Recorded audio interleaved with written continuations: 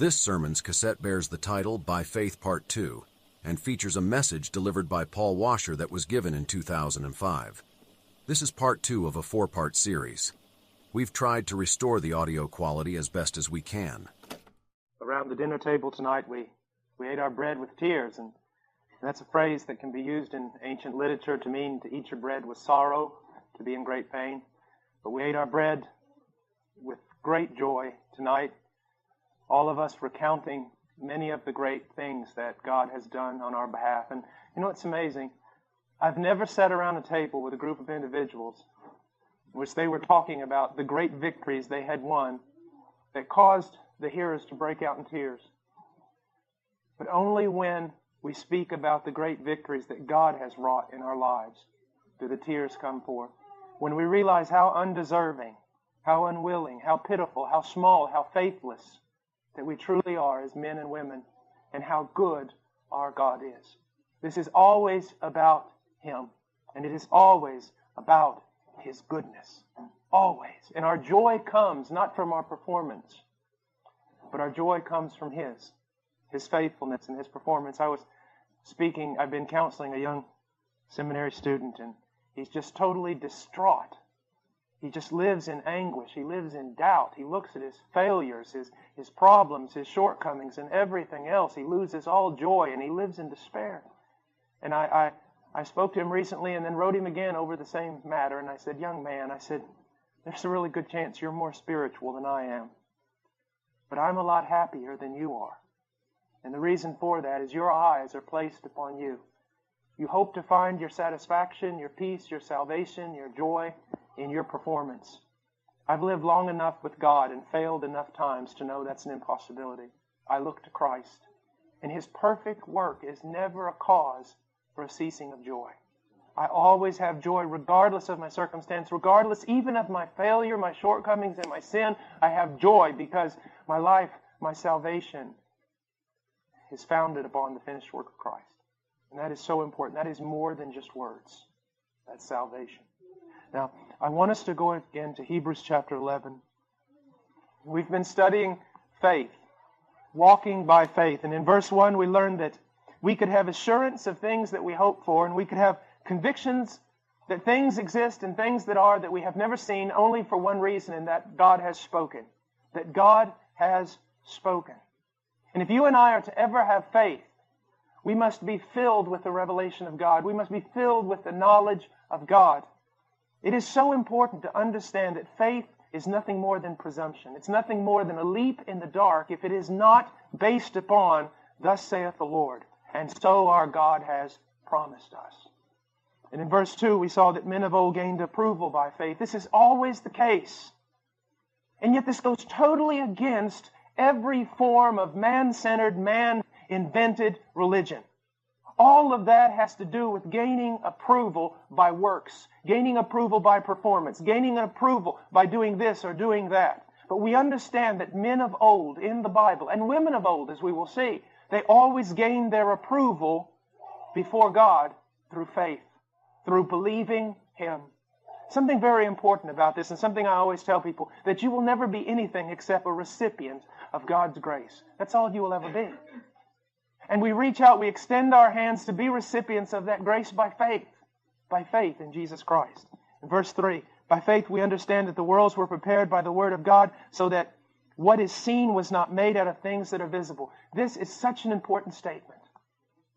If we believe that there is a God, and we believe that this God has such power that He can not only create, but also sustain the entire universe, then is there anything impossible for Him? Is there anything impossible for Him? We wonder sometimes, can I trust God with my family? Can I trust God with my finances? Can I trust God with my children? You trust Him every day with these things, whether you know it or not, because He sustains the very universe in which they exist. And if we come to the conclusion that He can do the most miraculous, which would be to create a universe and sustain it, then every other thing is trite before Him. Every other thing is simple. It's a tiny thing. If I can solve this one question, is there a God? Is He who He says He is? Then everything else is over. I can trust Him. I can trust Him. Now, in verse 4, By faith, Abel offered to God a better sacrifice than Cain. This is very, very important. That his sacrifice was not acceptable because the difference between blood and grain and this and that and every sort of thing. His sacrifice wasn't more pleasing to God because of something that was in it. It was more pleasing to God because it was offered by faith. He truly believed, as we are going to see later. He came to God believing that God was and that God was the rewarder. I can imagine Abel taking his offering it to God in knowledge that he had something to offer because God gave it to him. And that he was giving something back to God, knowing that it was the right thing to do and that God is the rewarder of those who seek Him. Where Cain, on the other hand, is probably thinking, as so many people do, I don't know why I'm having to give this to God. I had to earn it with my own sweat. How many people speak that way with regard to their time, their employment, and their finances? Well, I don't know why I need to offer this to God. I'm the one that had to go out there and earn it. Little do you know, old proud and stupid man, the very breath that you drew every second of every day came from Him. The power, the ability, the intellect, whatever's required to do your job, it came from Him. Abel recognizes, I have something to offer because God gave me something to offer. And Cain's thinking he did it all by himself. All by himself. And that offering it was just some pathetic, stupid little religious ritual. Why do I even want to bother with this stuff? I'll do it because it's to be done. There's really no use in it. Now, none of us would say that, but we spoke last night about something very important. We do many religious things, even good things, not by faith. When we sing a hymn unto God, when you sang here this evening, it should have been by faith. Believing that God is, believing that God receives such a sacrifice, believing that it was pleasing to God, that it was actually doing something, that it was actually reaching the throne of God, that God was actually hearing your song, your singing, your heart. It just wasn't some empty religious activity that you were doing. This is also good for the servant of the Lord who is burdened by many, many years of service and many, many years maybe of not seeing much fruit, but realizing, no, there is a reason to offer. There is a reason to give. By faith, by faith, by faith. And then we see that through which he obtained the testimony that he was righteous. Something very important. Righteousness comes through faith. Always through faith. And this is very important because faith is the opposite of works. And being the opposite of works, it is also a denial that God could ever be a man's debtor. Do you know when I study religion and I study things of that sort and study cults and everything else that sometimes I have to study, I'm well aware of something. That every religion on the face of the earth, with the exception of true Christianity, is a religion of works. Now, why is that? Why are men glad to receive a religion of works and yet will practically kill a messenger who comes to them and says, it is free, it is a gift, receive it by faith? Why is that? I'll tell you why, because men want to be God. You say, well, what on earth does that have? No, men want to be God. Men want to be the greater. You see, the lesser is always blessed by the greater. When you have a religion of works, what you're saying is, you have blessed God. You have made yourself greater than God. God is the one receiving from you. And now, God owes you because of the things you have done. And that's why men love works so much. They would rather have a religion of works than a religion of salvation through grace and by faith. But we see that men have always been approved. They've always been declared righteous only by faith. And then it goes on in verse 5, by faith Enoch was taken up so that he would not see death. And we spoke about that last night. There's a very, very important part here. It says, and he was not found because God took him. I love that. I would like for God to do this to me. You say, well, that's preposterous. God doesn't do that anymore. Where did you read that? God can do it if He wants to. God can do anything He wants to. But I would like that to happen to me. I really would. It would be nice not to die. It says here something very important. He did not see death and he was not found because God took him up, for he obtained the witness that before his being taken up, he was pleasing to God. Now, who witnessed this? God witnessed this. God witnessed and saw that this man was pleasing. Now here's something very important to the carnal Christian. There is no such thing, but people who call themselves Christians, though they live in carnality. Here's something very important. There is a doctrine out there that seems to say that men get saved, yet they never really grow in the Lord. They never have a passion for the Lord. They're always carnal. They never grow in sanctification. But bless God, they're saved. And then when they cross over, they're transformed when they're in heaven, and they become pleasing to God. But look at what it says about Enoch. He was pleasing to God before he was taken up. Before he was taken up, he was pleasing to God. Do you know if you could take away absolutely everything of motivation in the Christian life and just replace it with one thing, if you could just 24 hours a day or every waking moment live with the greatest motivation to simply be pleasing to God. Not to do great things, not to be an important person in Christendom, not to be well known, not to be well thought of, just one thing. I desire only one thing of the Lord, and that is to be pleasing to Him. Not to satisfy self, not necessarily to satisfy others, but to be pleasing to God. That's your one goal. What would that fix? Absolutely everything. You say, well, would it fix my marriage? Yes, it would. Because your problem in your marriage is always trying to please yourself. And if you set it upon yourself to please God, then you wouldn't have any problems with that selfishness anymore. You say, will it fix my relationships? Most certainly it would. Would it make me a better father? Yes, it would. Would it make me a better mother? Of course. Would it make me a better church? Yes, it would make you a better church. To have one goal. I desire to be pleasing to God. What do you desire? Well, I want to get out of seminary. I want to be in a ministry somewhere. Oh, really? And what if God doesn't want either of those things?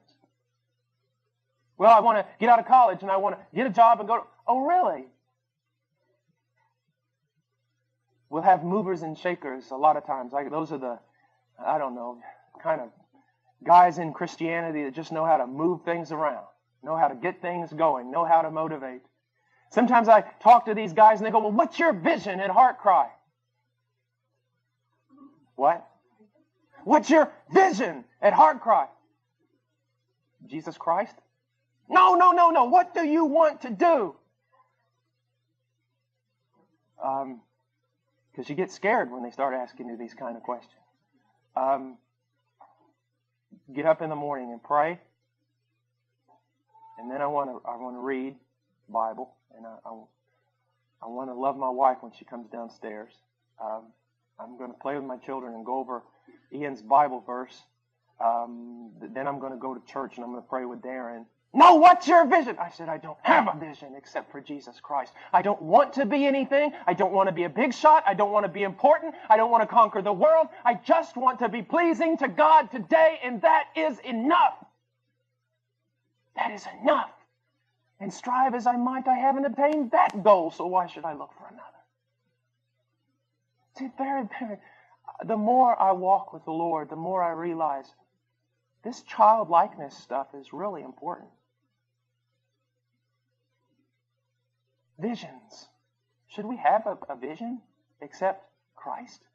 Isn't He the heavenly vision? Should we have plans? I mean, what sort of plans? Daytimers, they don't really work well in planning ministry. I know the necessity of organization. I know the necessity of all that, but what I'm trying to say is simply this. So many times we can have plans and schemes and all sorts of things that we want to do and we want to be, and even in the name of the Lord, and yet they're all just fodder. They're all just sawdust. And God will come and tear them all down and say, I just want this from you. What would it be like if tonight we just simply captured this one thing of, I want to be pleasing to the Lord? When we dismiss, while we're sitting here listening to the message, my thoughts, I want them to be pleasing to the Lord. And when I walk around and meet with brothers and sisters in Christ, well, in that time of short fellowship, I want to be pleasing to the Lord. And when I go home tonight and sit around the table over those marvelous cookies you made, I might say, over those cookies, I want to be pleasing to the Lord. And that's all I wanted. And then I want to go to bed. That's it. That's so different than much of what's being promoted as evangelical Christianity today.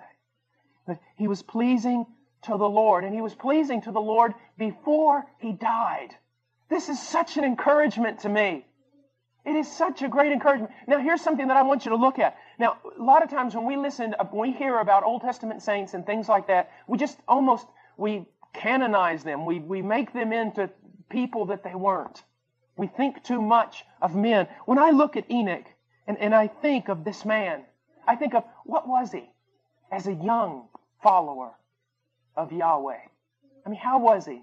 Didn't he probably stumble like me? Didn't he probably grumble like me? Didn't he have all the faults that I have? Wasn't this life of his of walking with God? And I mean, he had hundreds of years to do it.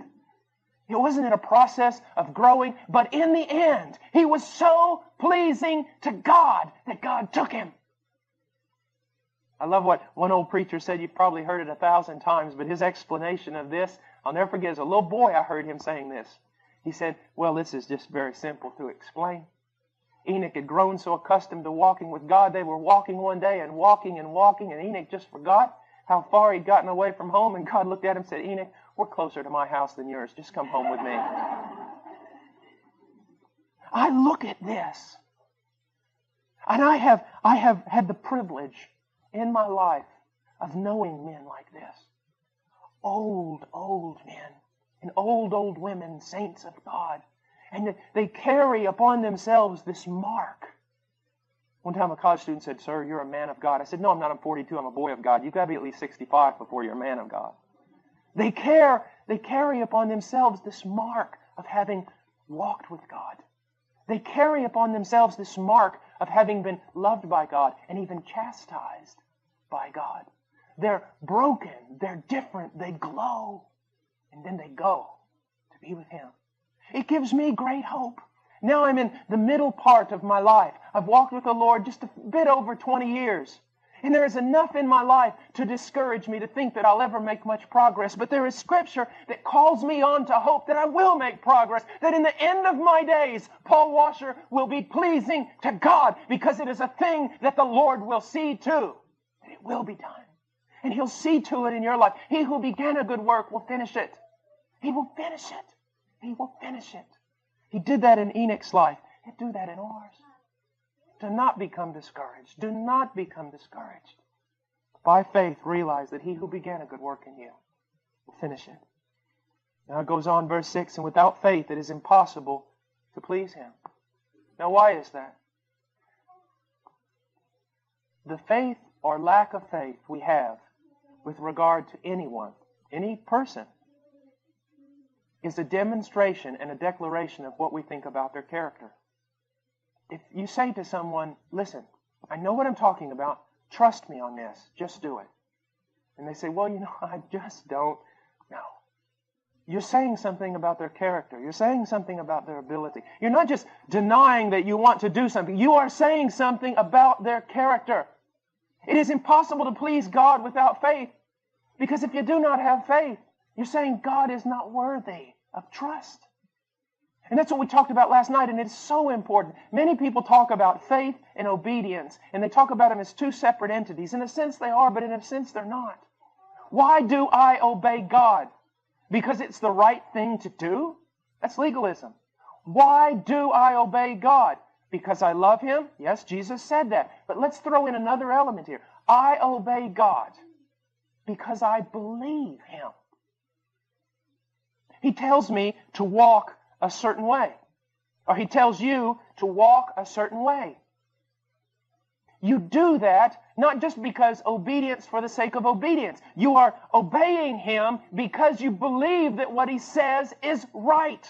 When you disobey God, you're looking up at Him and you're saying, as I said last night, one of two things. One, God, you are ignorant. When you do not obey God, you're saying, God, you simply do not understand. You simply don't know how the world is today. You treat God almost like a teenager would teach an old grandfather. Oh, grandfather, you live in the past. You really don't know what's going on today. You really can't understand, and I can't listen to your counsel. That's one possibility. When you disobey God after He has told you to walk a certain way, you're saying, you just really don't know. Or you're saying, God, you know, but you're evil.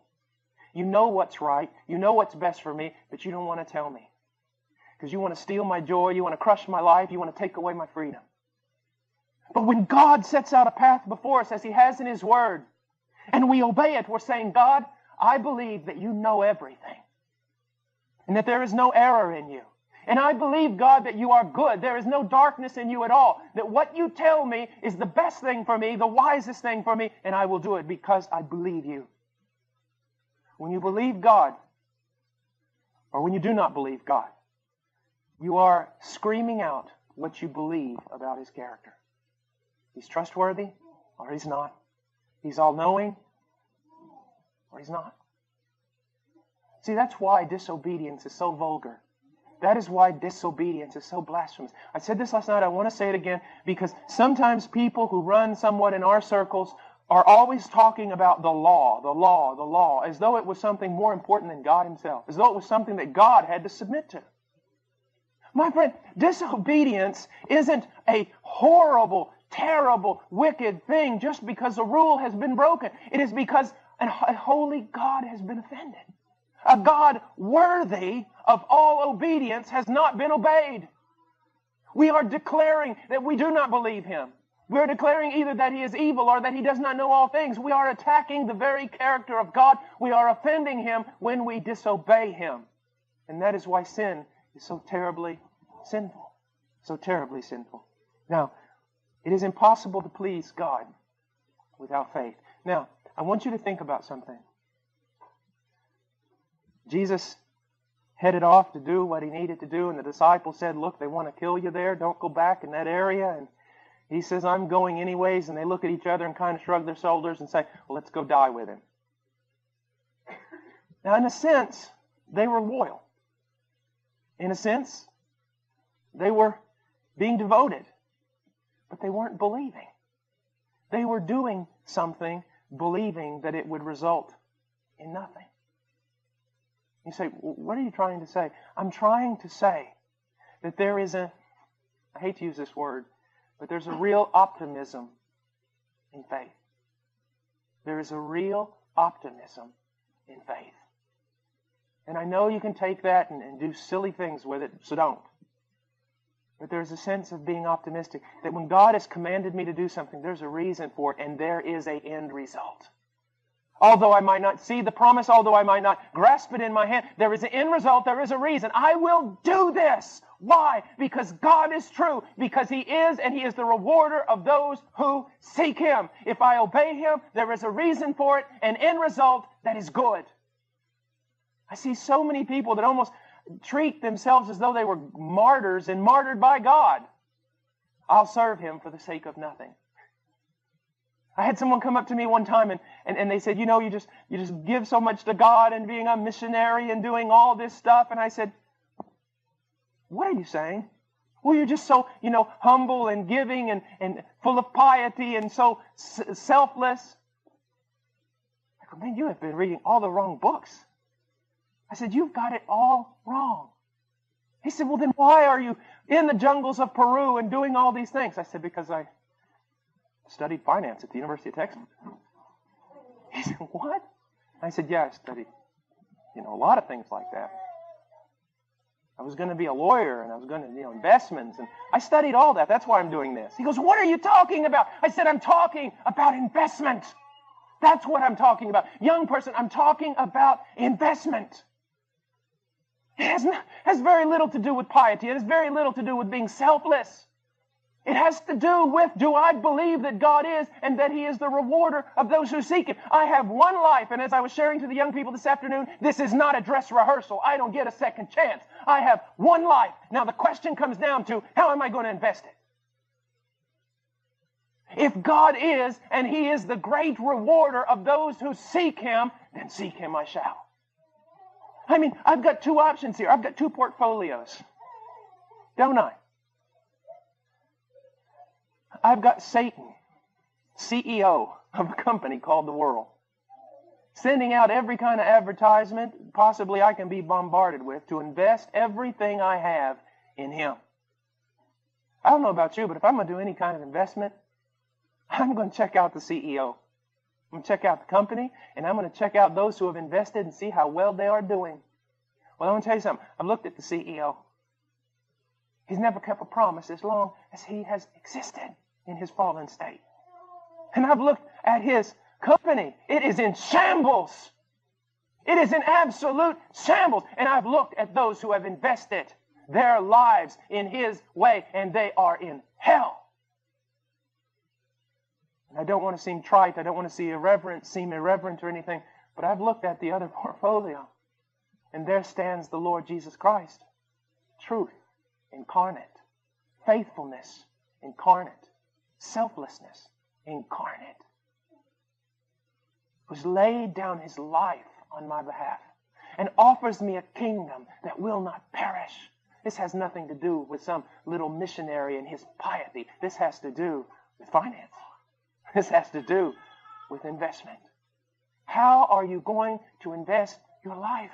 Do you believe that God is and that He is the rewarder of those who seek Him? Do you believe that? Do you believe that this world is passing away? Do you believe that there is a kingdom coming? Do you believe in things that eyes have not seen and ears have not heard? Have you caught a vision of the one who died, yea, rose again from the dead? Have you had a glimpse of His faithfulness? I was very young, very strong. I'm middle-aged. Tomorrow I'll be old. Just imagine right now, if for the last 20-some years I had been an unbeliever and invested my life in this world. Here I am. I'm 42. I'm not going to get stronger. I'm not going to get younger. I'm definitely not going to get better looking. What's happening? I've hit the other side. And if I had invested these last 22 years of my life in this world, as I stand here right now, would I have such joy? No, I would be saying glass half empty instead of glass half full. I would be saying half my life gone, the rest of it, it's just rolling downhill. But you see, it's completely the opposite for me. This candle is going out because the sun is rising.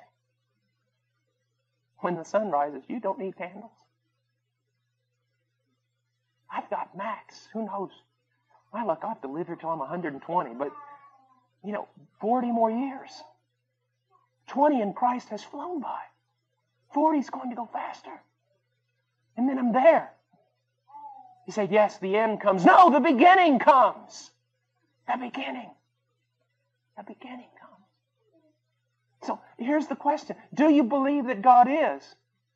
Yes, I do. Well, do you believe that He is the rewarder of those who seek Him? Then seek Him, that He might work out His purposes in your life. Don't worry about the purposes of others, the purposes of God in others, just God's purpose for your... Seek Him. A lot of people today, they don't want to talk about rewards, and a lot of people, that's all they do is talk about rewards. I talk about rewards because the Bible talks about rewards. Now, I don't have a clue as to what they are. I just know much has been promised to me. I just know that God is, and He is the rewarder of those who seek Him. I hear sometimes people will say to an old saint or say to a missionary, you've given up so much, and they just look at the person like, you don't even have a clue as to what I'm doing, do you? I've given up so much. What does that say about your view of God? What have I given up? Sin? Death? The grave? A torturous, meaningless life on this planet? What have I given up? Please, write out the list really quickly so I can speak to God about these things. Surely He'll want to know. What have I given up? And something else that's very important. Some of you, He will call to be missionaries maybe. And He will send you to the most horrible places on the face of the earth. And maybe even you'll die there on top of a mountain half frozen and starving. I don't know.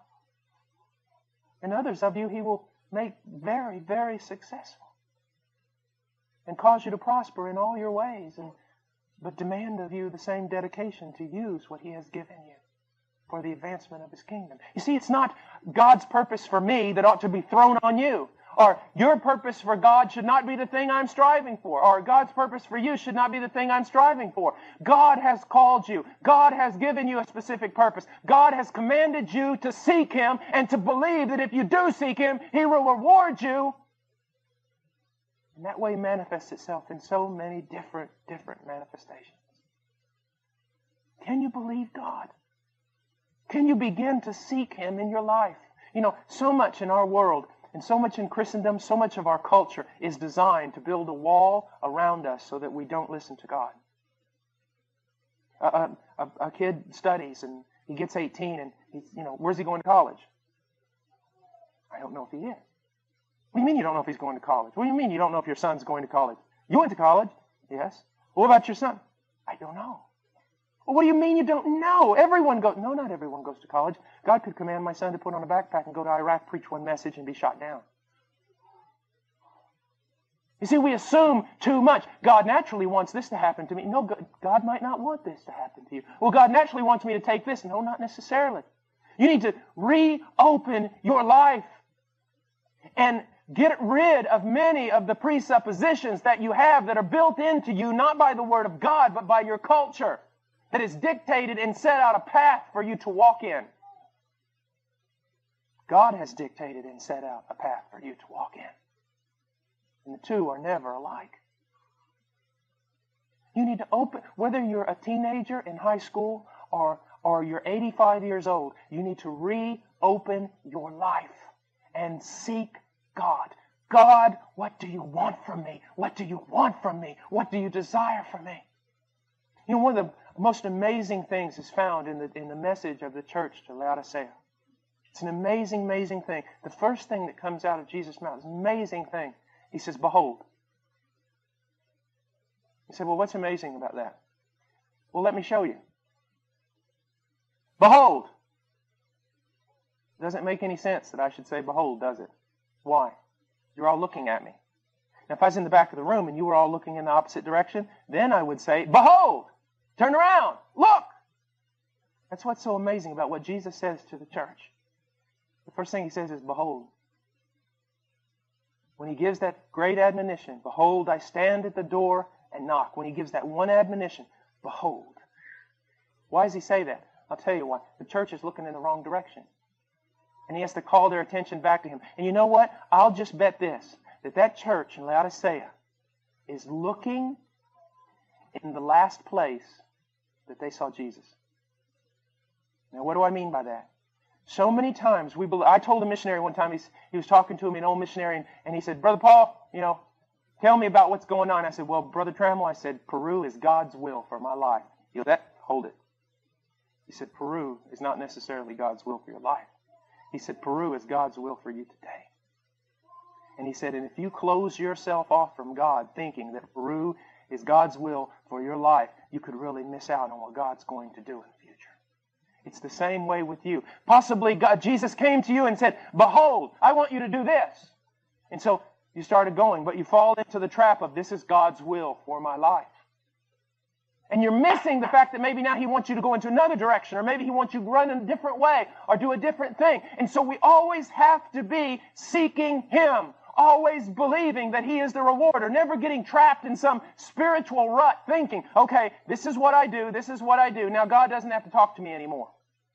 We have to believe. We have to believe that He's the rewarder of those who seek Him. And you have to begin seeking Him again if you're not seeking Him now. Every aspect of your life, you ought to seek Him. Every aspect. I don't care what it is. You're going to go buy a pair of socks tomorrow. Lord, I'm going to go to the store today. Need some socks. Give me wisdom. Help me. You ever stand in a mall and just sit there for 4 hours trying to figure out which tennis shoes you should buy? You can't even decide what tennis shoes you should get. How are you going to make major decisions in life without the will of God?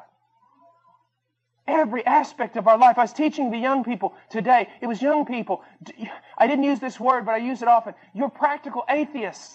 There is so much you do in your life, so many decisions that you make in which God is not involved. There is no idea of deity here. There's no idea of sovereign ruler here. Every aspect of our life, God should be consulted. We should seek Him, seek His wisdom, seek His direction. What do you desire from me, O Lord? Because I believe that you are the rewarder of those who seek you. He is. He is. Let me just stop here for a second and say something very, very important. You've probably sung songs or heard songs that uses the word Adonai. It's a word that means Lord, owner. It was often used by the Jew in substitution for the word Yahweh. It's one of the most beautiful words in the Bible. And of all the Hebrew words in the Bible that describe a relationship with God, that's the one most dear to me. Because it means owner. Not just Lord, but owner. Adonai actually has the idea of owner of a house. It's the owner.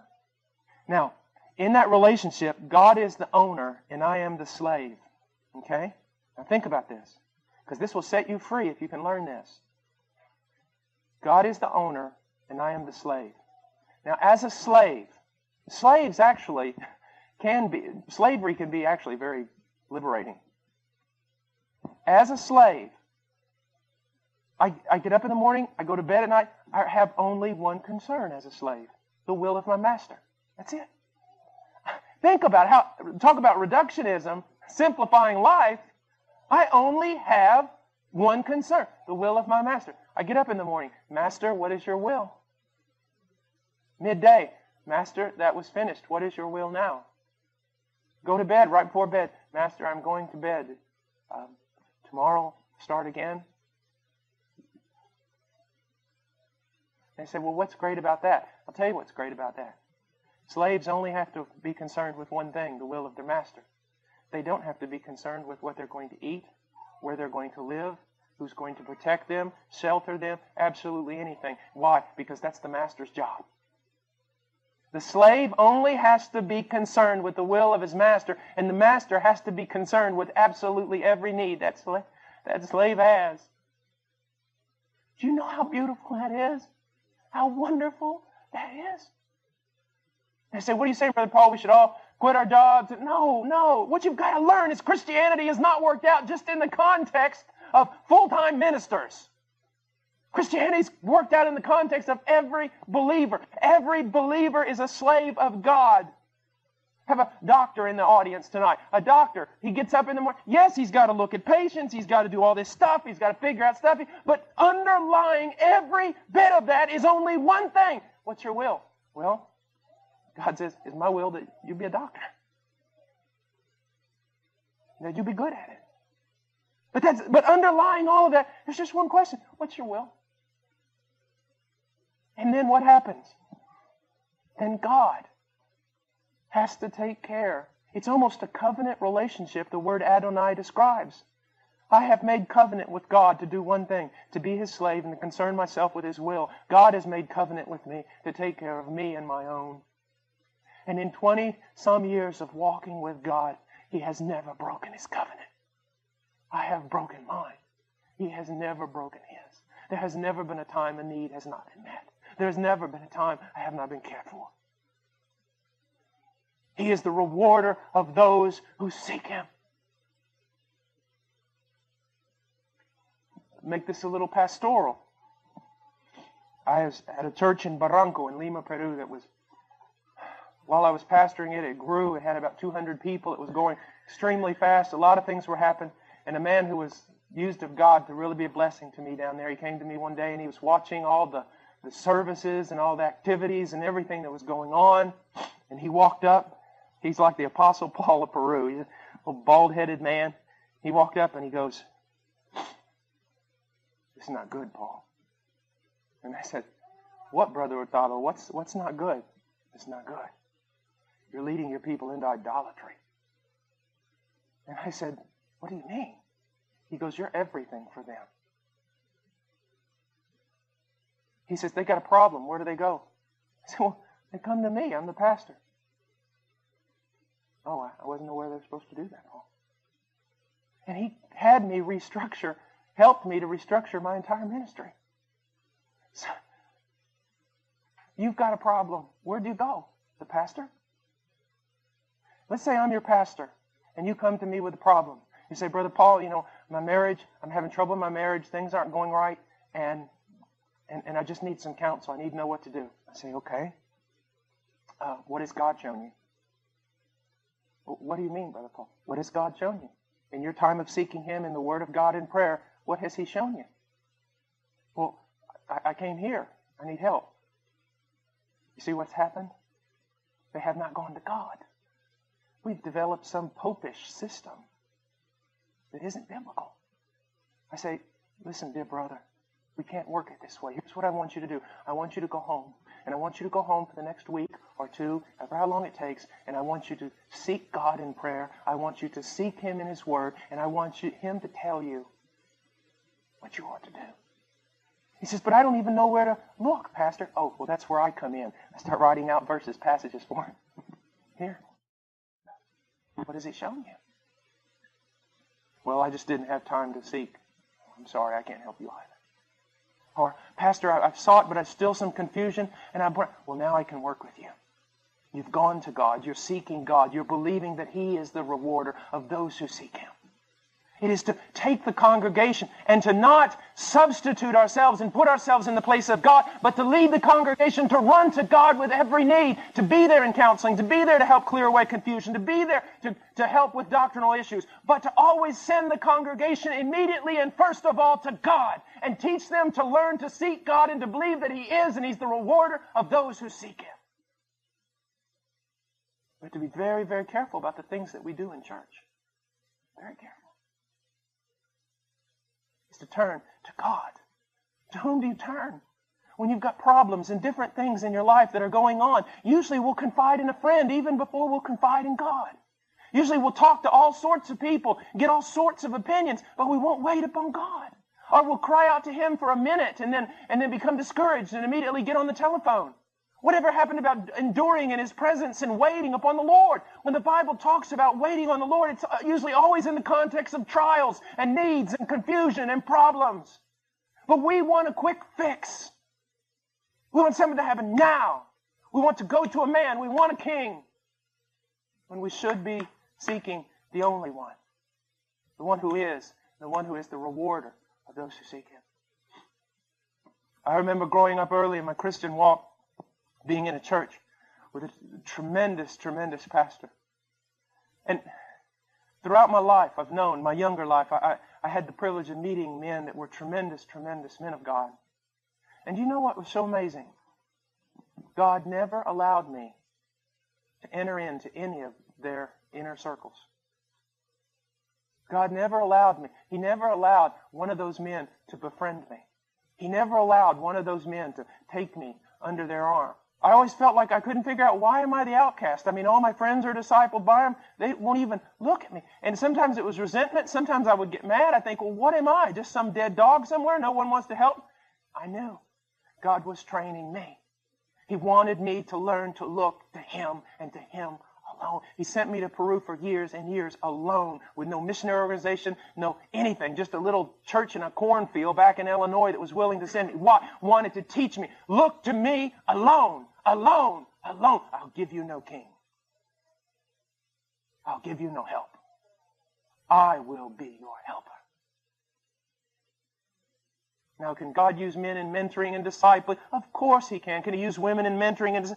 Of course He can. Are there a lot of people who influence our lives and help us in our daily walk? Of course, all that is biblical. But when it comes down to it, with everything in your life, whom are you seeking? Whom are you seeking? So many people want second-hand revelation, don't they? Moses, we can't stand to be in the presence of God. You go there and then you talk to us. What a thing they traded off on that day. What a privilege they traded off on that day. Can you go to your pastor for counseling? Of course you can. But to whom should you go first? To God. Because He is, and He's the rewarder of those who seek Him. Before I go into verse 7, I want to iterate something that is of such importance, something of grand importance. I have met missionaries who have given their lives on the mission field.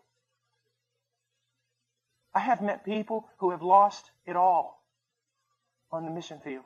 But if you were to even hint to them that they had somehow given some great sacrifice to God, they would become nauseous. And I mean that. Because God is the rewarder. No one can outgive God because God is no man's debtor. You cannot outgive Him. You cannot be kinder. You cannot be more faithful. You cannot be more generous. You cannot be more selfless than God. Like one preacher told me one time, goes, you got a little shovel, God's got a big shovel. You shovel it out, He shovels it in, His shovel shovels more than your shovel. And I have seen that. I have seen that. Over and over and over again. So many stories that I could just right now tell you that God has worked for me. So many testimonies of His faithfulness in our mission. So many times Him coming through at the last hour in unbelievable deliverance. So many times. I set myself many years ago to follow the example of George Mueller. Because as in his day, he desired to show people that God would meet the needs of a ministry, even if that ministry never made their needs known to a single man. And we have set upon ourselves to do that very same thing. And all the days of my life that I have practiced this, not one time has God failed. Not one time. We were in tears this evening talking about God's faithfulness in the mission, because if some of you know of George Mueller, he would present a presentation twice a year, once a year, about how God met all their needs.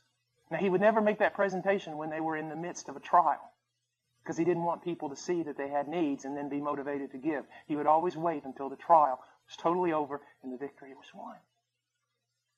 About 2 months ago, for the first time in my life, I sat down in my office and I felt God say, okay, now, right. Tell right from this day forward of my faithfulness. That was in November. We support almost 90 missionaries and their families. And we tell no one our need. In November, the moment he told me to start writing, support stopped. It stopped. We were at the 25th day of November and not one missionary on the field had been paid. The staff had not had salaries for a month. And yet not one staff member went hungry. Not one staff member failed to pay a bill. As a matter of fact, all of us got together and figured out that somehow we prospered more without getting a paycheck than when we got one. And then it started coming, and God met every need of every missionary. He has never one time failed. Never one time in all these years. Do you read how many missionaries? 90 missionaries and their families. Do you know what that requires? And do you know that God has met it every month, every year, and never one time has He failed? Never once having to call, never once telling someone our need, and then all of a sudden, people just start giving. Go out to the mailbox after receiving almost nothing, and the mailbox is filled. God has never failed. Never failed. So many times I have sat there in my office, I have cried, I have grumbled, I have doubted, I have been miserable. So many things, not trusting my God. And in spite of my lack of faith, He has never failed. This is not about the faith of some super spiritual saint. It is about some weak, grumbling little child who can't even learn one lesson about faith. And yet God never fails. Can't you trust a God like that? Can't you begin to trust a God like that? Now, I have a little plaque in my office that said, God gives the best to those who leave the choices up to Him. Can't you trust God with your finances? Can't you trust God with your needs? Some of you want different things and need different things, and you go in debt to get them when only if you would have waited upon God, He might have provided that very thing for you without cost. You see, this is not just something that's dealing with missionaries. This is about every aspect of our life. I mean, praying for shoes. And last week, someone bought me these shoes.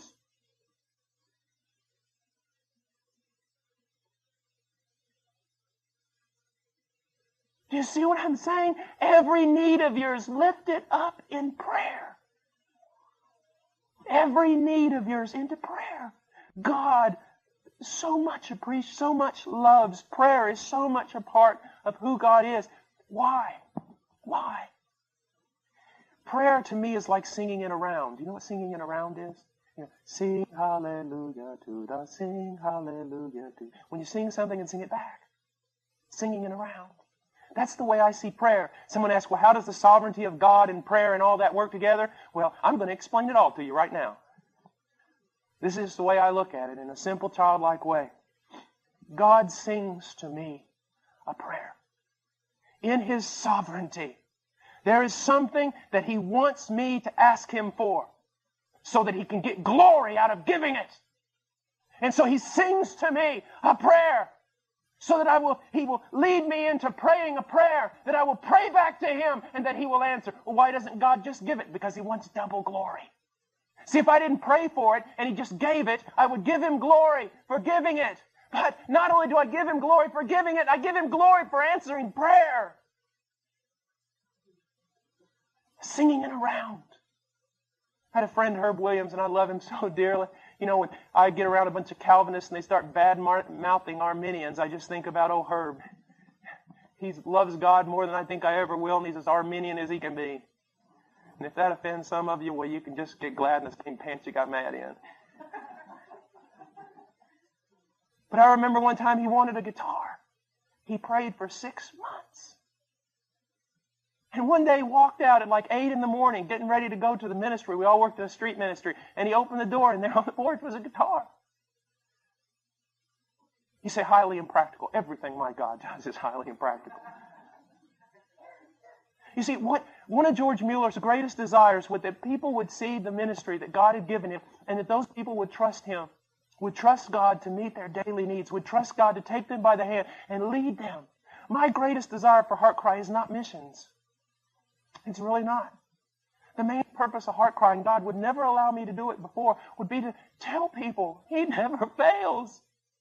And the wonderful thing about it is that spiritually, I am a loser. If you only knew what I really am.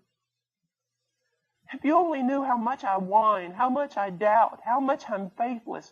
If you only knew the times I can't even have a quiet time. I can't even get up enough gumption to read my Bible for 2 days. I know most people don't want to hear that because they want to honor men more than they should.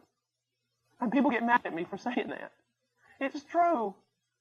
I have trouble obeying. I'm talking about theology. I'm still working on trying to figure out how to love my wife. I can't think of one reason except that He set His seal upon His children to do them good. You see, one day when I get to heaven, Brother Jennings is not going to come up and throw his arm around me and say, I want to glorify God by telling you all the wonderful things Paul Washer did for him. He's going to throw his arm around me and say, I want to glorify God by telling you all the wonderful things that God did for Paul Washer.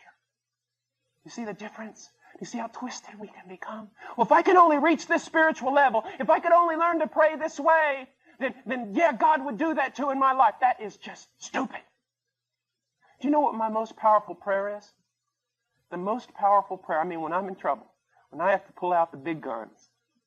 You know what my most powerful prayer is? The one that gives me most comfort at 3 o'clock in the morning in the dark? This. Lord, you know, I'm going to bed now because you know.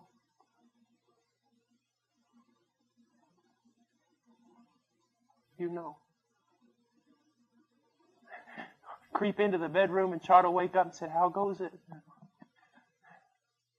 Woman, He knows. Let's go to bed.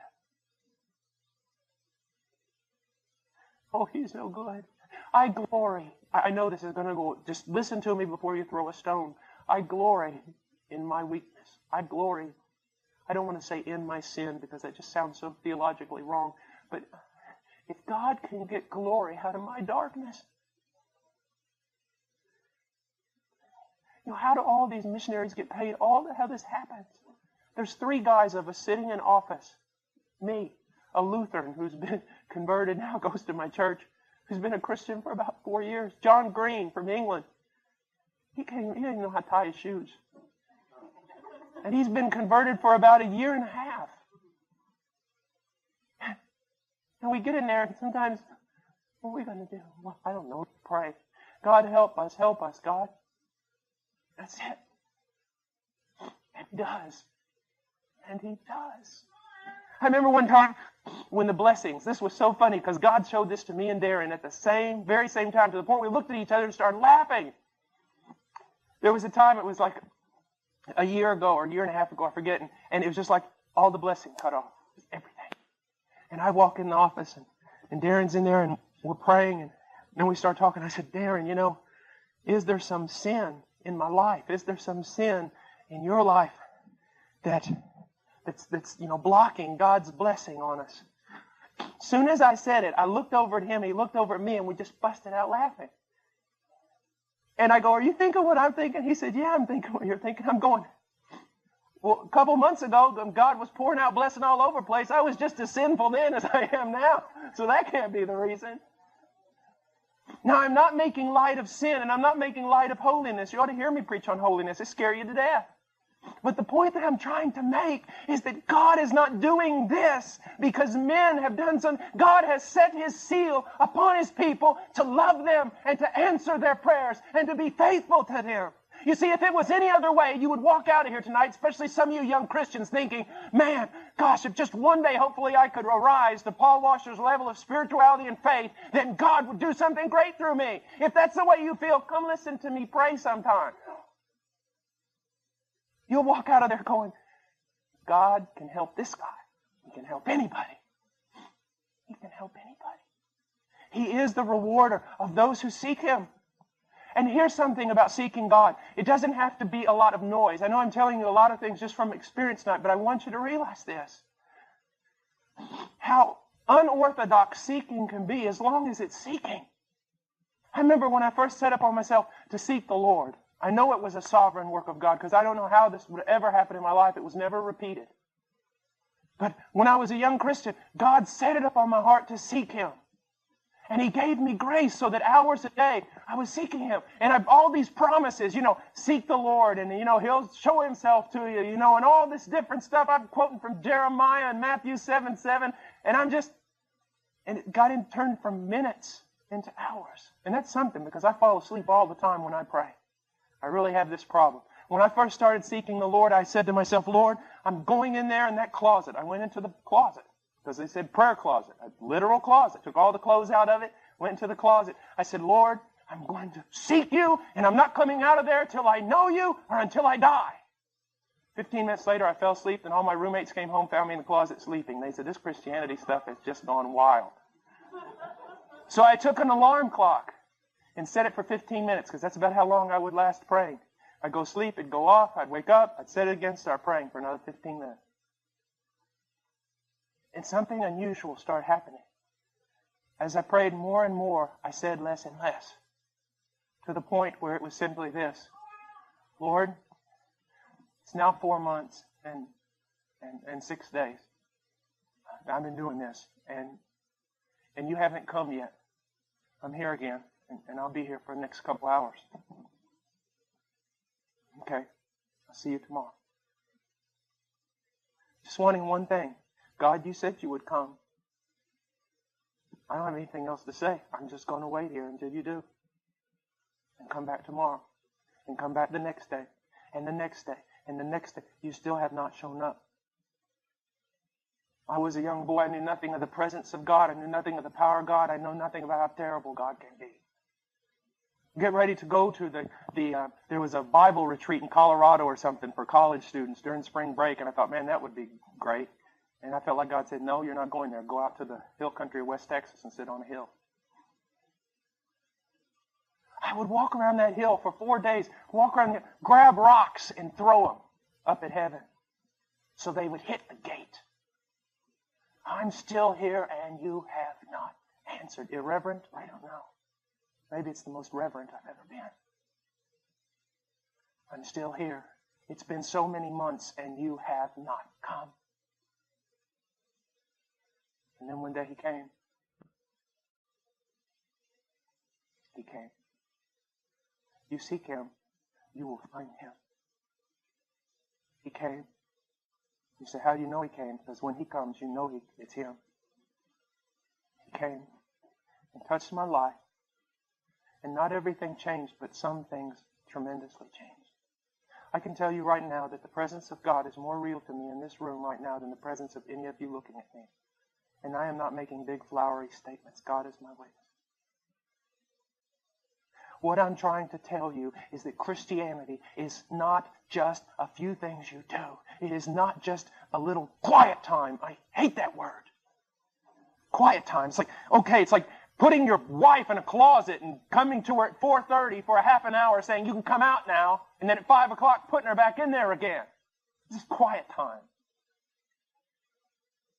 It's not just this quiet time. It's not just this rules of do's and don'ts. It's not just being faithful for no reason at all. No, there is a God out there, and if you will seek him, he will be more real to you than anything. More reality in him than in all the faces you can see with your physical eyes. Seek him. He is the rewarder of those who seek him. Not seeking to be a missionary. If you're seeking to be a missionary, stop. Not seeking to be a missionary. Not seeking to have a ministry. Not seeking to do something. And most certainly not seeking a vision. Unless it be a vision of Christ. I seek thee. Lord, I come here with noble purpose in my heart. I speak not this night for China, nor for India, nor for the lost, nor for ministry, nor for any other thing. God, I come here with much more noble purpose. I seek thee. Audience with thee, and I'll not be content until I see your face. It's the difference between secondary revelation and primary revelation. And what I mean by that is this. John Piper speaks a lot, says a lot of wonderful things, but in his voice, I detect a bit of reality. I detect that what he is speaking, he has felt, he has seen. He has experienced. But I go to colleges all over the country and I hear little boys quoting Piper. I hear preachers quoting Piper and quoting this and quoting Edwards and all these different things. But they're just like little parrots that are parroting something that they heard from someone else but did not go to the mount to find it themselves. It's the difference between boys and men.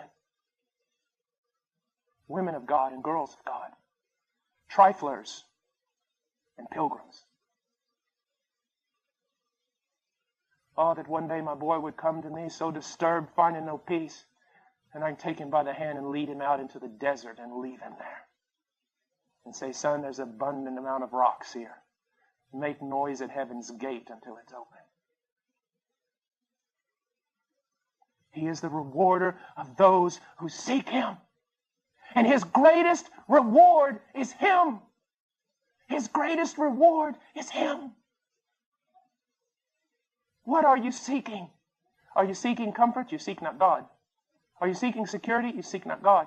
Are you seeking personal prosperity? You seek not God. Are you seeking a ministry? You seek not God. Are you seeking to do great things? You seek not God. Seek God. Lord, on this day I choose this, Lord. Before you, with all the angels listening. Take whatever reward might be accounted to me. Whatever thing in heaven that might be granted to me, and take it away and replace it with a greater portion of you. And that will be enough. That will be enough. He is the rewarder of those who seek him. I want to go on just a little bit farther. By faith, Noah being warned by God about things not yet seen, in reverence prepared an ark for the salvation of his household. Now look at this. By faith, Noah being warned by God about things not seen, in reverence prepared an ark for the salvation of his household. We have been called to do the very same thing as Noah. My primary concern for my household must be the salvation of my wife's soul, the salvation of my son's soul. Their sanctification, their growth, that must be my primary concern, because look, by faith, Noah being warned by God, I have been warned by God, you have been warned by God, that this world that we see is going to be burned up with fire, that judgment cometh, that we are to flee from the wrath to come, that there is a new heaven and a new earth, and this world is passing away, and all those involved in this world, no place shall be found for them. We have been warned by God. And when God sent His Son, He sent His Son to warn. You have been warned by God. Now, by faith, you must decide, does God tell the truth? Does God know what He's talking about? If He does, you better respond. If He doesn't, then quit playing Christianity and go out and clench your fist and curse God's name. We have been warned of God. Young person, why do you not get involved in the tantalizing things of the world? You have been warned by God. And you believe Him. You believe Him. Noah was warned by God about things not yet seen. Here we go back to faith. Here we go back to invisibility. Here we go back to standing upon not blind faith, but God's Word. I have never seen the destruction of a world. I have never seen the coming of Christ with countless angels arrayed in garments of war. I have never seen the wrath of God poured forth in indescribable measure. But I have been told of such things. I have. I have not seen them, but He has told me, and He has told you. He has warned us. And so how are we to respond? By faith. What does it mean? By faith. In reverence, He prepared an ark for the salvation of His household. Now, the word that's important here is reverence. The worst way to not show reverence is to ignore. I mean, even if you get angry with somebody, it shows some importance. But when you just totally ignore them, like the worst thing to do, anybody who's ever done street preaching, the worst thing is not when everyone gets mad at you and gathers around you and starts arguing with you. The worst thing is when you stand out there in the middle of a tavern street or something and start preaching and people literally walk by you like you don't even exist. I mean, you want to feel foolish. I mean, you talk right in someone's face and they look right through you like you're not even there. How did Noah reverence God? He believed God. And he believed His warning and he acted upon it. Sir, you show no reverence for God when you do not heed His warning by faith. When you do not heed His warning in your household by faith, you do not reverence God. You are not taking His warning seriously. The Bible, one of the reasons why the book of Revelation is written in apocalyptic literature, that means symbols and signs and everything, is because I'm convinced it is speaking of the judgment of God. Why? Well, for this. Apocalyptic language, in my opinion, if I had to write a definition, apocalyptic language is when the prophet sees something so beyond the human mind to comprehend that it almost sends him to the border of insanity. And he cannot understand it, and not only can he not understand it, it is so awesome, so otherworldly, he cannot describe it. And so he is there just grappling for words, trying to do the best he can with this limited human language to describe something that goes beyond the mind to comprehend. And that's why the Bible goes into apocalyptic language when the wrath of God is described. It is so far beyond anything for the mind to comprehend. You revel in the fact that the love of God is beyond description? Well, then tremble at the fact that so is His wrath. And Noah, he showed that he reverenced God because when God gave the warning, he took it seriously. I've got one task now. Build an ark for the salvation of my home. Build an ark. That's an amazing thing because no one ever seen it rain. Hey, will you build an ark out in the, you start building an ark right in the middle of Missouri. Hey, what's going on? Are you out of your mind? An entire investment of your life, the massive work involved in this. Why are you doing this? Because God has spoken about things not seen. And I believe Him. You may be a college student and you've been, on the road to prosperity and everything else, and God does a work in your life, and you go home to your parents and say, I'm going to be a missionary, something like that. They go, the sacrifice, the loss, the everything else that you're going to have to go through. Why on earth would you make a decision like this? Because I've been warned of things not seen. They're offering you the most incredible job in the world in that place. I mean, it's just like you're going to triple your salary, you're going to do this and that. Why don't you take it? Because I've been warned of things. That doesn't go along with the will of God. And he built an ark for his household. I tremble at being a parent.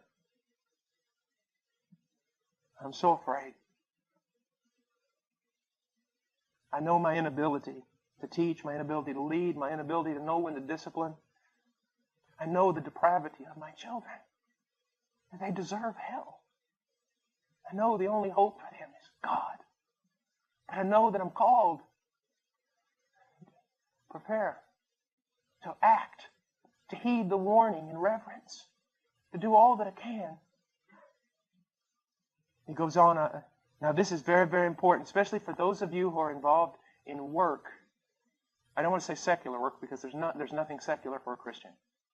Those of you who are not in full-time ministry, you're out there in the factories, you're out there in the plants, you're out there in the stores, you're out there doing the work, you're out there farming. I want to give you something that maybe will help you. It says, he prepared an ark for the salvation of his household by which he condemned the world. I have a friend right now, his wife, about a month ago, just left him and the boys. Gone.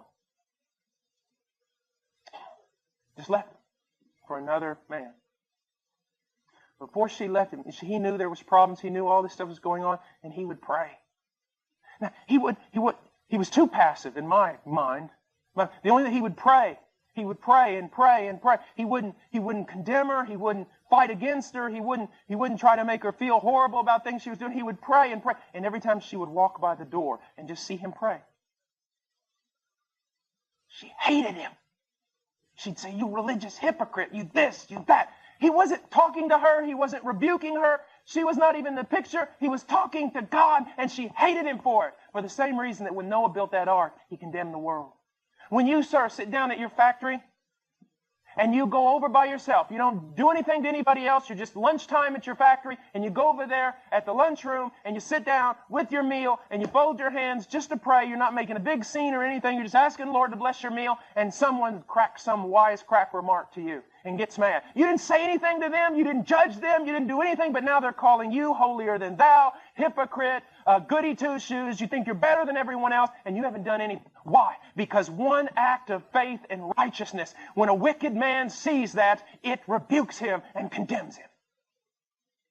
Even though you don't say anything. You're at your job at some store somewhere, and there's several of the salespeople there on the floor, and they're all telling you, you're sitting there, and they begin to tell a joke that's off-color, that's not right. You don't say anything bad to them. You don't tell them they shouldn't do it. You just calmly and politely and quietly walk away. And the moment you do it, they begin to call you everything that they can possibly call you. They begin to hate you. Why? Because when the wicked see the righteous, it condemns them. It condemns them.